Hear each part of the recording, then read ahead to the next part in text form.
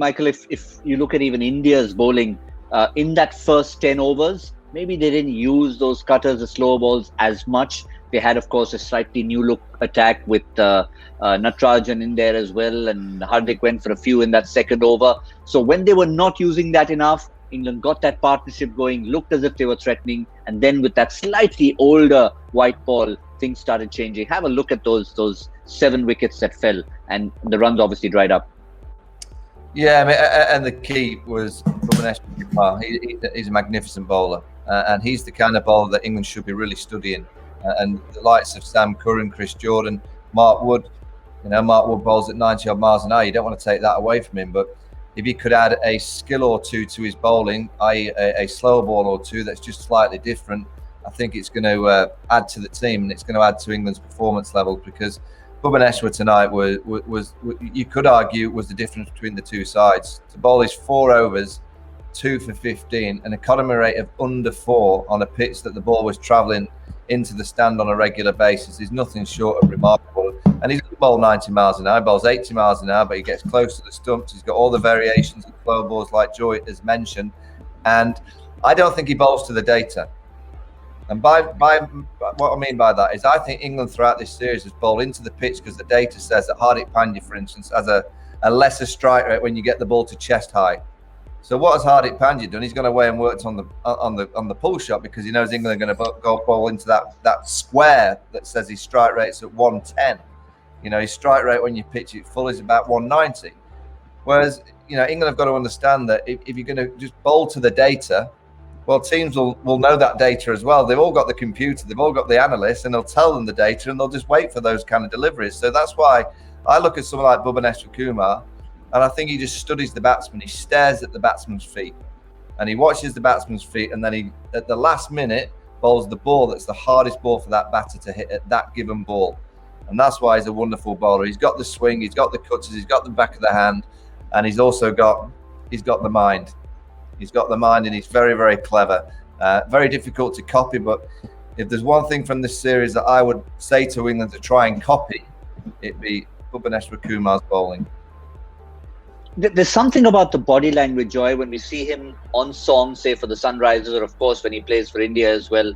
Just toss the ball to him, you feel reassured. Because when he came on to bowl and took that key wicket, things were not looking good. England were definitely on top, and he got that breakthrough. No, absolutely. Just exactly what you said. 127 for 2 and 12. That's when Kohli throws the ball to him. 127 for 2 and 12. And look, I've met him. I've spent quite a bit of time with him, and he's exactly that. So I asked him that, you always look as if you're at the high school. He said, look, it's like I am, as a bowler, I'm fatalistic. I know that there are days when whatever I bowl to Chris Gayle, he's going to hit me on the ground. So there's no point thinking about it in my head. I just bowl the best ball I can. So, a lot of bowlers are reactive to batsmen, in the sense that, okay, what is this batsman going to do? He thinks of saying that, okay, what's my best ball to this guy, not whether how he's using the crease or not. So he forces the batsman to react rather than reacting to what the batsman is trying to do by moving around the crease and shifting. So he's very calm about it. And the other thing is, because of the way he bowls, his action, he has the ability to change late as well. So, if the batsman, for example, he has the ability to follow you when you're trying to go, okay, this guy's just backed away towards the leg side, let me bowl a little wider so he hits it. That's exactly what happened. He just bowled a little bit wider, and that forced Butter to hit it up in the air. So that's the kind of ability that he has. And it's also about in bowlers being able to be a late decision maker and still bowl the ball accurately is a huge. It's worth 5 extra kilometers per hour or 10 extra kilometers per hour as a bowler. That ability.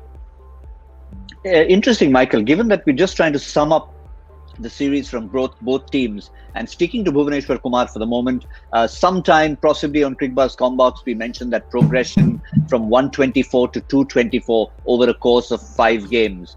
But you would imagine that if the scores are going exponentially higher, the bowlers are probably going to go exponentially lower. But that is where I think Bhuvneshwar's plus point will be even greater.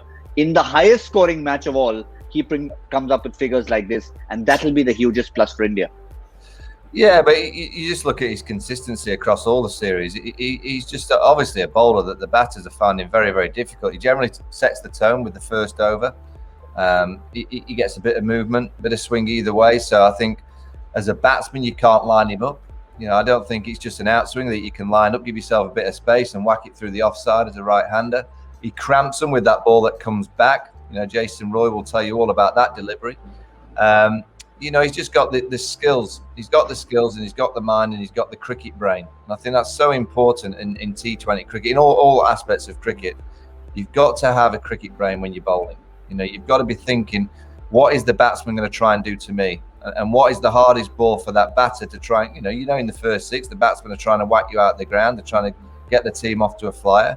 So he knows that ball coming back into the right-hander is the hardest ball to do so, because you're restricting the batter of any kind of width, of any kind of freedom to release the hands. And he bowls the perfect length. He bowls that in-between length. He doesn't bowl it so full that it's a half volley that you can kind of use your hands to whip it either way. He bowls that in-between length that probably goes just over the top of off stump, or just over the top of middle stump to someone like a Jason Roy. And then you add in that ability when the ball gets a bit older to bowl the cutters, the slow ball, the wide Yorker, the straight Yorker, the leg stump Yorker. He's got everything.